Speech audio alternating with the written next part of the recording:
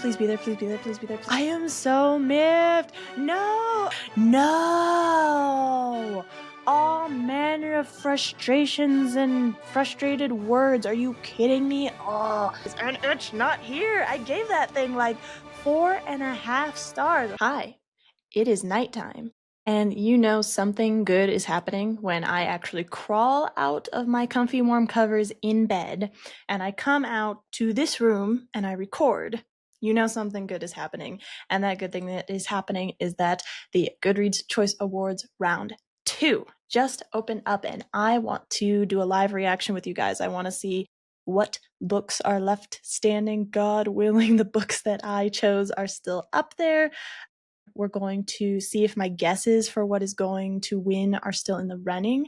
And I actually, so in the last video, which you can see here, which side of the screen, I mentioned some books that I thought I was going to read, but the rest I kind of put on hold because I wasn't too sure if they were going to make it into the second round. And here's the thing, I am a notorious mood reader. Like, my mood for reading can change on a dime.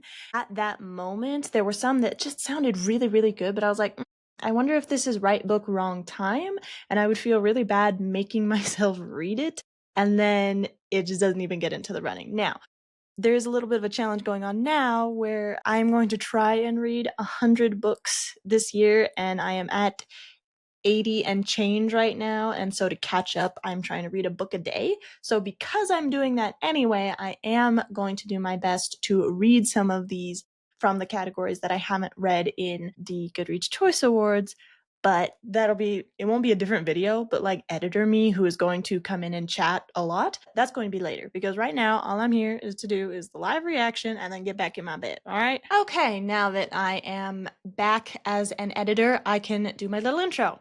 Hello, my name is Gabriella Batel. I am the prize-winning author of the YA thriller duology The Don't series for fans of We Were Liars and anything Holly Jackson. My debut, Don't, follows a young woman, Peyton, who has near-terminal chronic illness, and it keeps her up at night, and that's how she sees a crime that is way too close to home and way too close to her past and way too close to her family, and now it's going to come after her to keep her quiet, and the best way to do that is to come after her family, but she's not going to let anything happen to her family.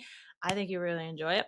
And I am also the author of the upcoming fantasy thriller Ending, which imagines what if the world were so young that Death himself was a teenager and he had a little sister, and the little sister was Life, but Life herself was poisoned, and he's gonna go hunt that person down, whoever did that. So that is coming up very soon. It is on pre-order right now, so I have 2 links below. One is for Amazon and one is for, if you like to buy your books anywhere else. I am trying to hit the USA Today bestseller list, so if you could hit me up with a pre-order if you think that sounds interesting, that would be so phenomenal. I would really appreciate it. I get an order, you get a book that I think you would really enjoy, particularly if you like, say, Lee Bardugo and R.F. Kuang, particularly The Poppy War and 6 of Crows. Okay, here we go. I am so excited, says my bland face. I'm sorry, I told you, it's late and I'm not in bed. Okay, 2025 Goodreads Choice Awards. Let's start at the bottom. We will do young adult fiction, which I have not read anything of. So we have, okay, my guess is still in the running. I still think You Found Oliver is going to win now.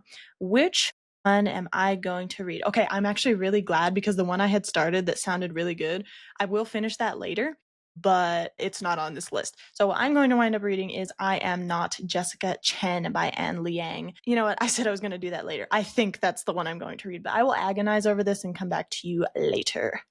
Next up, what is in young adult fantasy and sci-fi? Of course, Sunrise on the Reaping is still there, so vote. I am possibly going to have read, but the thing closes in 5 days, so I probably will not have read Wings of Starlight and Hazelthorn by then, but I want to read them. Okay, debut novel. Now, I didn't read any of these in the first place.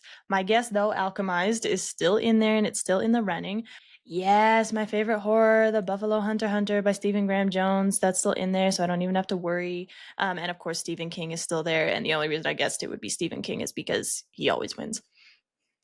Science fiction, please be there, please be there, please be there, please. Yes! Yes. Of Monsters and Mainframes is still there. Okay, good. I was really, really nervous. The Poppy Fields is also there. So, like, if I'm feeling spunky and if I have an insane amount of time, I might read that. And the one that I guessed, When the Moon Hits Your Eye and The Dream Hotel, those are still up there. It could also be The Compound, but I don't know. Fantasy. I still have not read any of these. I am so miffed. No. Okay, I read one of these and it was Hemlock and Silver by T. Kingfisher. And I read that like specifically for this, and it's not there. You see what I'm talking about? It's not there. So if only the Raven Scholar would come in, I might have to like splurge on some kind of something. Oh, I am so glad, because the other book too that I was thinking about reading, that didn't make it in either. Okay, I might have to like, I don't know. Okay, on to Romantasy. Oh, I didn't tell you which one that I guessed. It was going to be, ooh, okay, so one of my guesses did not make it. I thought it was going to be the third of Legends and Lattes.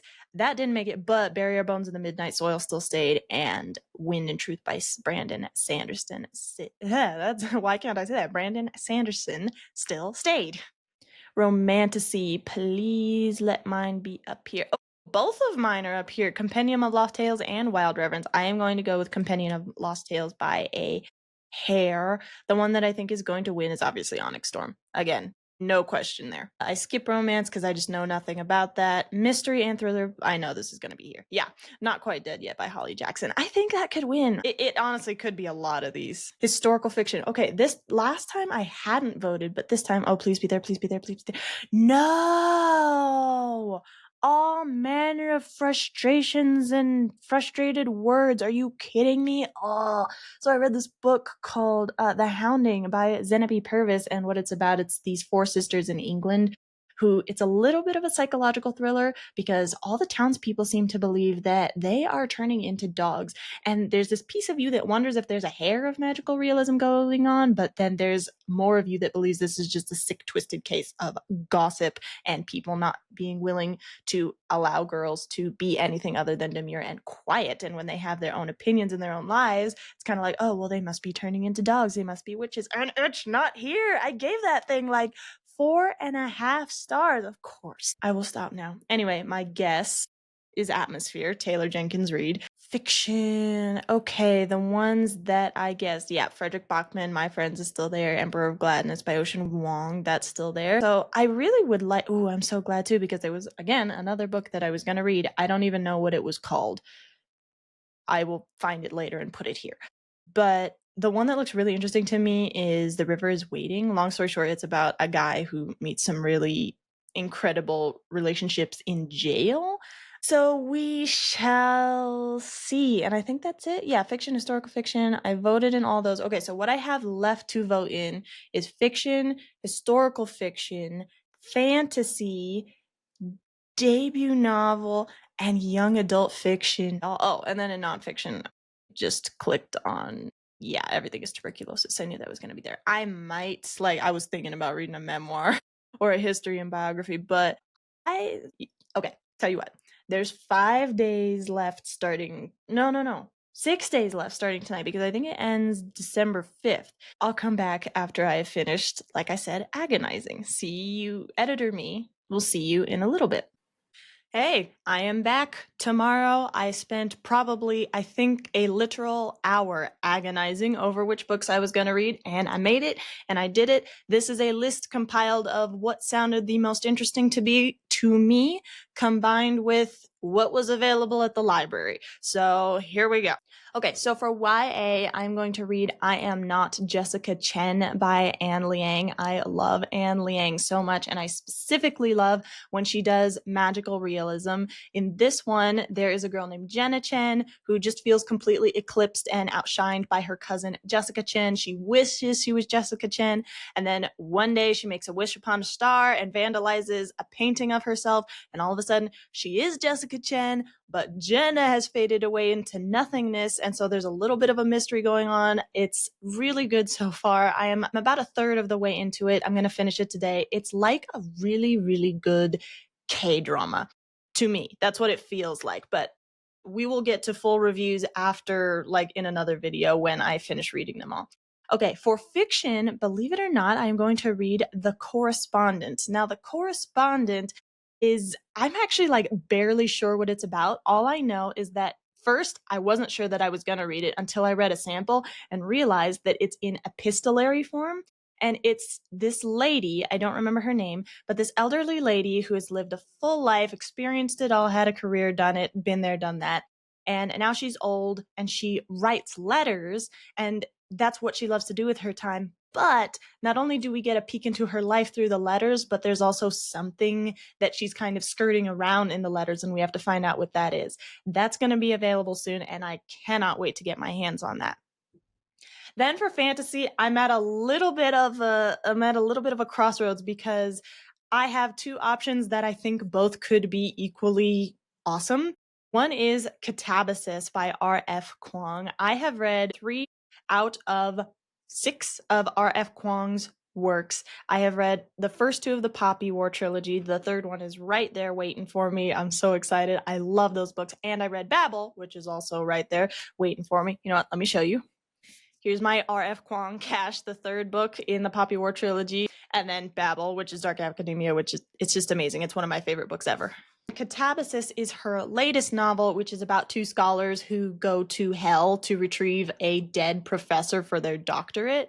And the other one is Watermoon, which again, I know very little about. I think it's about a lady whose grandfather, uncle, father, something like that, owns a shop where you can sell your regrets. It's a pawn shop where you can sell your regrets. But then she goes on this very Ghibli adventure. Again, both sound really good. Both sound really interesting to me. Watermoon is available now, and it's also shorter. So I think that the odds are I'm probably going to go for that one. But there's a chance Catabasis might come in and I might feel the itch and I might feel the compulsion to actually binge 5 going on 600 word pages of text.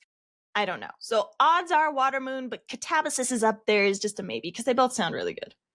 Okay, historical fiction. I am currently reading Strangers in Time by David Baldacci. This is a little bit of a mystery thriller, but what it is it's set in England in World War II, and it follows these 2 kids from it's the same world, but very different impressions of that same world, very different experiences within that same World War II world. And they both meet a gentleman who owns a bookshop and who is doing things other than run a bookshop, I can tell you right now from what I've read so far.